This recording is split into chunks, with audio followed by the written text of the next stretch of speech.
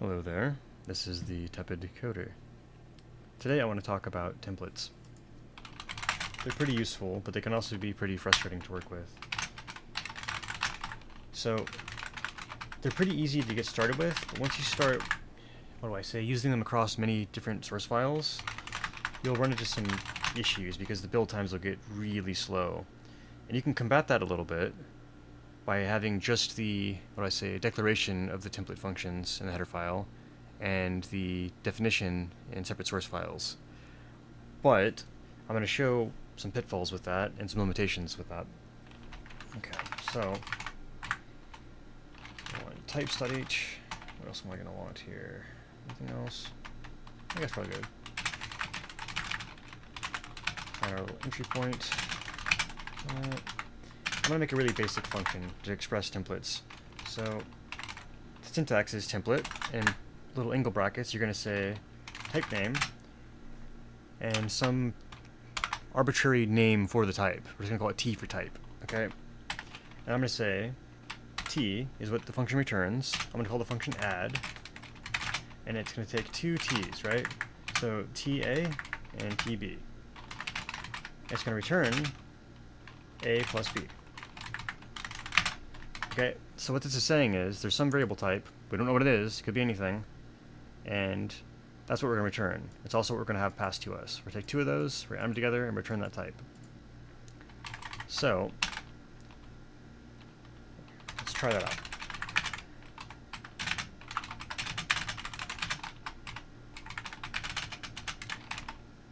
First, what I'm going to do is I'm going to pass. Thank you for a second.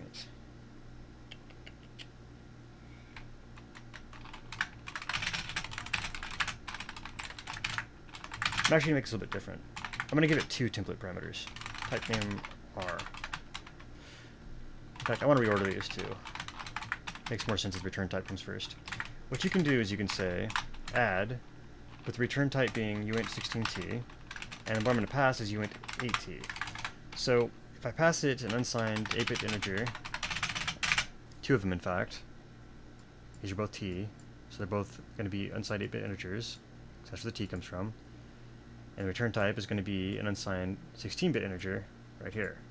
The reason for that is if you add two unsigned 8-bit integers, it's possible to overflow. So if I add, for example, 255 is the max value for an unsigned 8-bit integer. If I add two of those together, I'm going to get 510, which can't be expressed in 0 to 255. So if I use an unsigned 16-bit integer, which is the next biggest type, I'll get any value from 0 to 65,535, which can definitely hold 512. So anyway, I'm going to add, let's say, 0xff, which is 255, and we'll add, how about 0b, 1111, 1111, which is also 255. So I'm adding 255 by 255, and I should get 510. So let's try and compile that. Okay, and 510, you can see. Now, let's comment this out for a second.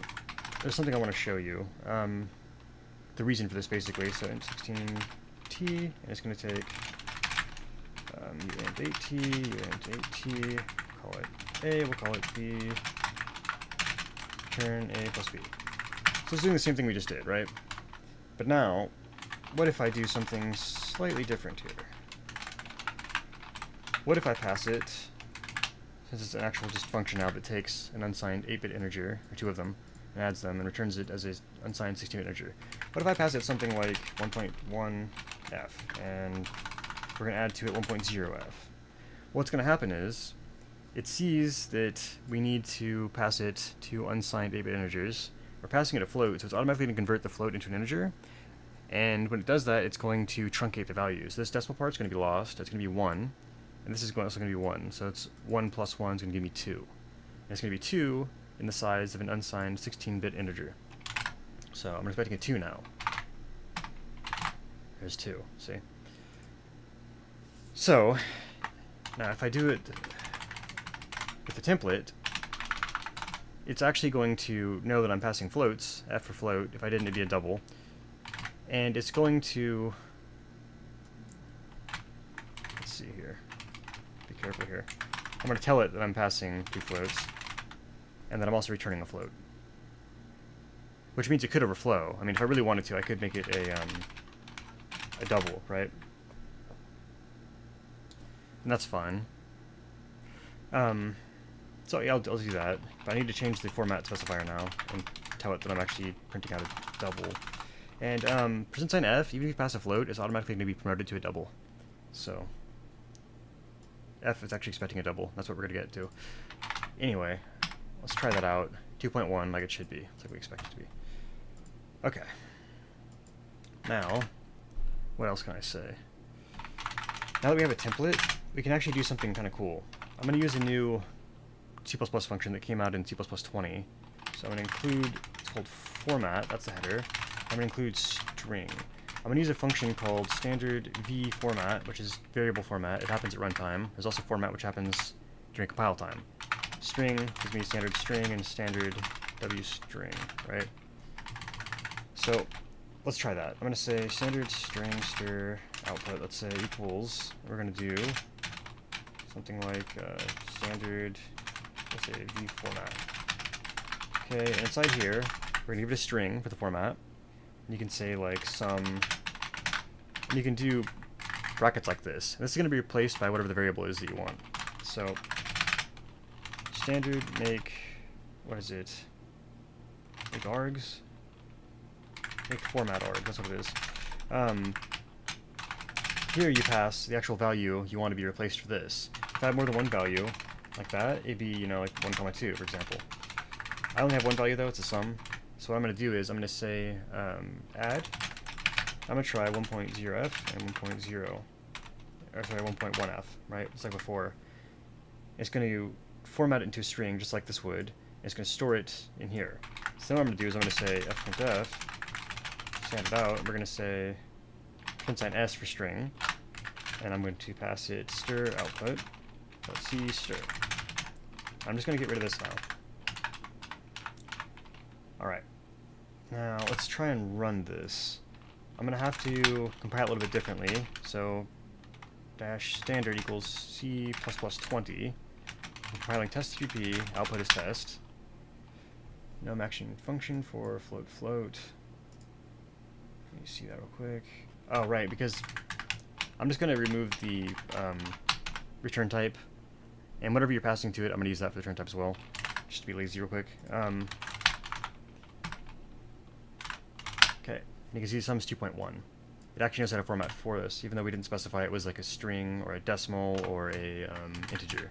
And you could actually do :2f, I think, and format it with only 2 points of precision. Let's see. Yeah. So that's pretty cool. I know in a previous video I said I wasn't super thrilled with the C++ way of printing things out, with like standard cout, you know, whatever. Like, so let's say I do 2.3f, like that. Because the precision here, you have to actually do something like, what is it, set precision or fix integer, fix whatever, I don't know what the heck it is. This actually solves that problem, makes it way better. It also has type safety. Like if I'm telling it to format a float and it isn't a float, it's probably going to complain at me. Let's see what happens. I'm going to give it 2 integers. Let's say 1 and 2. That should be 3.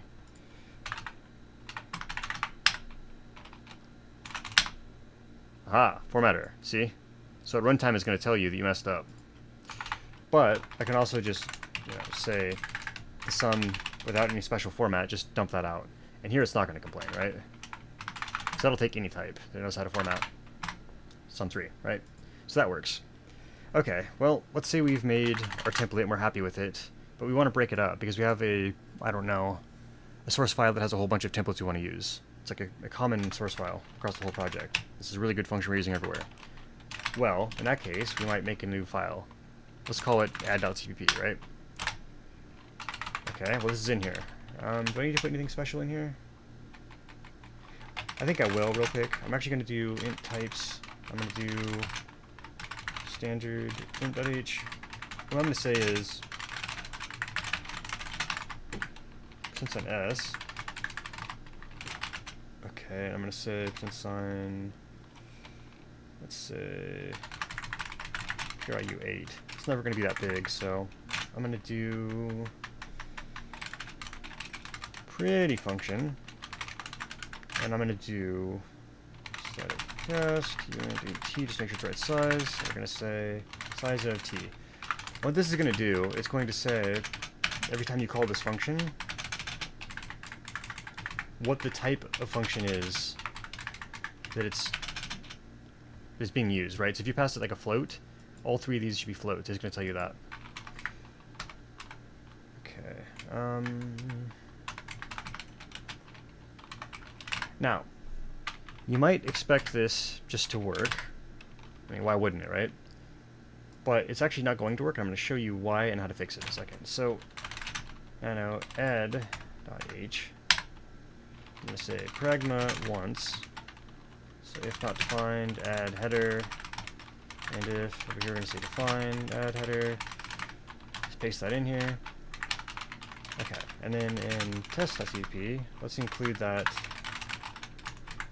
add header. Okay. Now, it should be defined, right? So when we link the two object files that we create together, it should make the program. So I'm going to say, over here, actually, compile it. I need to also add add.cp. So we're going to say, compile this into an object file. It's not going to have that template function it needs, but it's going to put a symbol in there to look for it. Okay, and it's also going to know it needs it, and it's going to have a promise that it exists inside of the add.h header file that it's including. So it knows that it should exist. We promised it would, and it has symbols in the object file to look for it, and those symbols will be replaced with the actual function address. And then in this, we have the template actually defined, right? So you would think that the definition is here. This knows it should look for it as a promise it will exist, and it's being linked against this, so it should work, right? But it won't. So here's what we get. Oh wait, not quite in the scope. Hold on a second, that's a different error. That's because I didn't include standard io.h. So let's show the error though.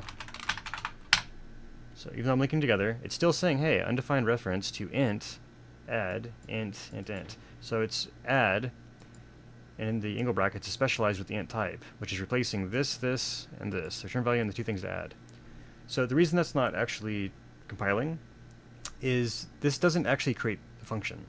What this does is it defines a recipe that tells the compiler how to create a function. So this recipe exists in the CP file and nowhere else. In the add.h, I'm saying this recipe exists. There is a recipe somewhere, but I'm not saying what the recipe does, right? The recipe only exists here. So if I look in test.cp, I'm including add.h, which says the recipe exists. I'm promising it will, but it doesn't actually exist. So I'm going to show you something here. This comes into existence whenever it's used. So right now it has a recipe how to make it, but it's never actually used inside the CP file, so it never actually generates the code for this function. So what we could do, since we're using it for an integer right now, is we could say there's some function in here. Let's call it int dummy. This dummy function doesn't really do anything in particular. In fact, it returns nothing either. And all it does is it calls add with int, right? And let's pass 1, 2. If I do this, this is going to cause it to generate a function like this, but with integer here, integer here, integer here. So it's going to make that. And if I did something else, like I compiled another function right here that does float, it'll make another instance of this function that has floats here, here, and here. So it's basically saving you from writing the code over and over again. So let's just try that real quick. So that works. Cool. But you don't actually have to make a dummy function like this. What you could do instead is you could just instantiate an instance of the function without making a dummy, which is like template. See if I can get this right. I think it's template. The return type is going to be int, right? I called it add, and I'm specializing for integer, and it takes 2 integers. So that right there should tell it to make an instance of this that takes an integer, and here's how it's going to be defined. These are going to become ints. So that should work. Let's see. And it works. There you go. Now if I wanted to do a different type though, like say I wanted to do, let's go back to that double example I had before. We'll go, let's copy this.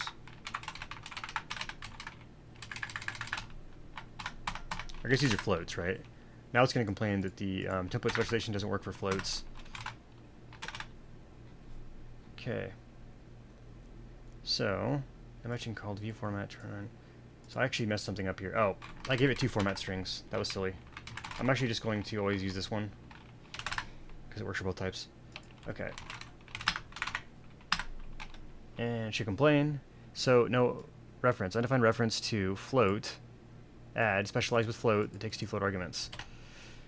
So just like before, we can say as EP, and we'll add a new template specialization for floats. Add takes a specialize for float, and it takes 2 floats, right?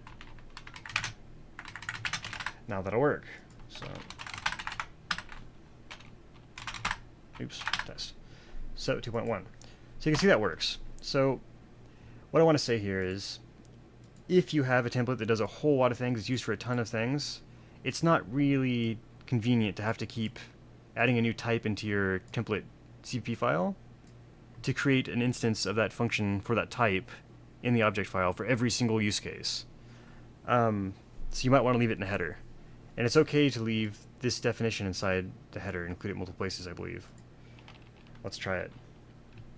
So I'm going to make a new template type, actually. I'm going to say add.h. Let's make a new template and actually give it a body. Let's say template, type name t. This is going to be t sub. This is going to be ta, tb. And we're going to say in here, return a minus b.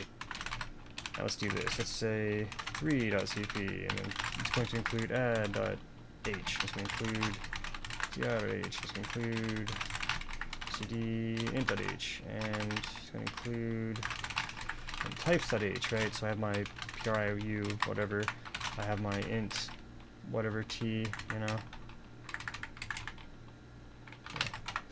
Here I have like fprintf. Here I have like the template definition for, you know, sub. It's t sub t comma t. Okay, I'm gonna say void call me. Find that. Okay, we're gonna say print. Let's say 3 minus 2 equals, and then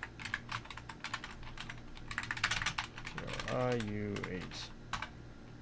Okay, we're going to say sub. We're going to say it takes a unsigned 8-bit integer for everything. It's going to be 3, 2. So we know it's going to take an unsigned 8-bit integer. That fits, and it's going to return an unsigned 8-bit integer, which is what we're formatting it as. That should work. So the last thing I should need to do here is add.h. I'm not even going to do that. I'm just going to say nano test.cp.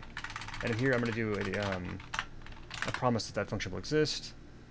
And then I'm going to print it out here. So I'll do call me right here. And let's see what'll happen. Clear. Here I need 3.cp. Test. So, okay, good so far. Next thing I want to do here is I'm actually going to say printf std out. We're going to say, I don't know, 7 minus 5 equals some number.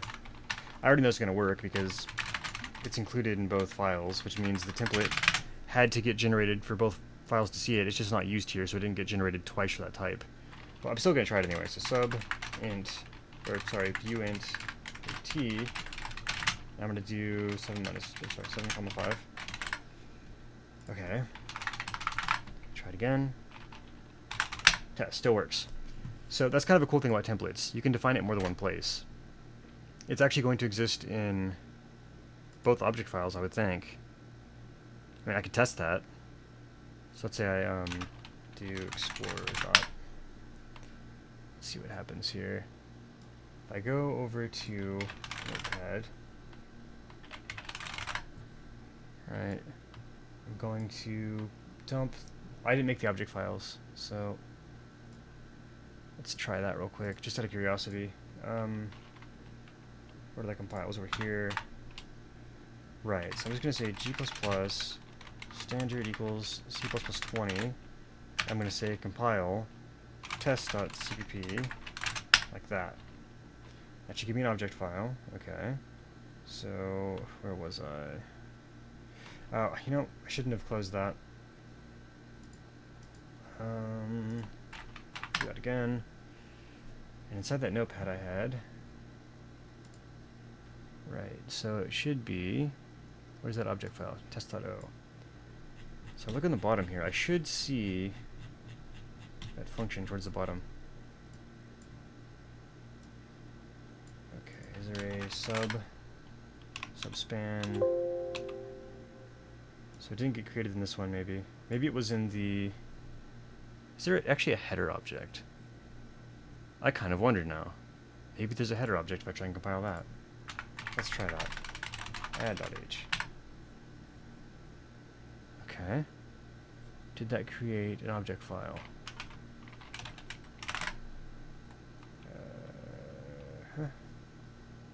.gch, that's interesting. Let's take a look at that. Add.gch. So sub. Oh wow, that's a lot of stuff. Well, I'm not sure exactly where the symbol will be. I'm kind of thinking it's probably going to be in some object for the header file, but I'm not actually sure. But I guess at the end of the day, the moral of the story is it doesn't really matter. If you make an actual template function or template class, and you stick it inside of a header, you can include that header from any of your CP files, and it'll just create the object, or sorry, the class type or the function type as needed for the caller, depending on what types you pass to it. Now, the last thing I want to show here is it'll actually deduce the types for you if you don't specify the types right here. I don't think I mentioned that. So let's do that real quick. So if I don't pass anything here, it should know that these are integers. By default, it's probably going to try to use the size integer just because that's the size of a register in this architecture. So it's probably not going to find it, but we'll see. Let's just see what happens. Oh, it knew. It was able to find it. I guess because even though it tries to find an integer by default, it, I'm trying to think here. Oh, you know, it doesn't matter. Hold on a second. That's a bad test because this is sub. Sub is actually defined in the template, not declared. So let's try add with that and see if it complains. But I was thinking if it can find something close enough, even though it wants to use an int, it might not complain. Yeah, so either way, that's what's happening. Okay. So, with int. So it is using an int here, but probably the one it's using is the one that's for like an unsigned 8-bit integer. Let me see real quick. What is that? Add speed. Oh, I defined it with int. Let's be a little sneaky here and say unsigned, 8-bit integer, right? uint, uint 8t, uint 8t, and it returns a unsigned 8-bit integer. Yeah, okay. And the only place I'm using this actually is in test.up, right? And here I'm trying with a float, which is defined. Over here it's going to be integers by default, so that's fine. Yeah, okay, it complains. Yeah. Cool. So, what is actually happening is it's deducing the type as an integer by default. Now, I could cast it like this. It's a uint 8t. I could say over here, uint 8t. Okay. Now it should work, yeah. That's fine. You can also do like a static cast into uint 8t for each of these. That's a more C++ way of doing it. Right. That'll work. But probably in that case you should just do this. You're specializing for that type. That's the type we want. So, yeah. I kind of like to define the types I'm using a lot of the time if it's unclear what it's going to pick. Because sometimes the type deduction is not quite obvious. If you don't really care that it's a specific type, like if you're including the definition of the template class inside the header, then, don't worry about specifying that right here, I guess. But if it's something where you need it to be a specific type, like it has to be in, I don't know, unsigned 16-bit integer or something, or it has to be a float, not a double, then you can always specify that here. So, let's see. We covered template type deduction just now. We also talked about how if you define it in an object file, you also have to instantiate an instance of it for a given type. But if you include it, the entire definition of it inside of your header file, then you don't have to define it anywhere, and you can use it for any type anywhere in any CP file that includes the header file. So hopefully that's helpful. Having stuff broken up like this will make you compile a whole lot faster, and just, you know, defining the types you need specifically like this, right? Like, if you can get away with doing this because you're not using many types, you should definitely do it this way. But yeah, hopefully that was helpful. If anyone has any suggestions on how to improve this, or has any thoughts on something I missed, I can always do a follow-up video. I know there's some ways you can do some type defines and make it so that, just for example, if you haven't, like, say you haven't defined it yet, if not defined some template, right, you could do define the template, right, and indef, right? Otherwise, you just always have the declaration that it will exist. You could do this inside the header, right? And then it's only actually going to build it, or you wouldn't even need to do this, but it's only going to make this template recipe one time. You'll never have to actually see the recipe again, and it can still be used everywhere. I've seen people do that. I'm not sure that's really something that I like doing. I think I'd probably just rather include the whole thing each time, or specialize for specific types that I need. Anyway, I'm going to leave it there. If you found this useful, please like, comment, and subscribe. Share it with a friend, whatever. In any event, have a nice day. Catch y'all later.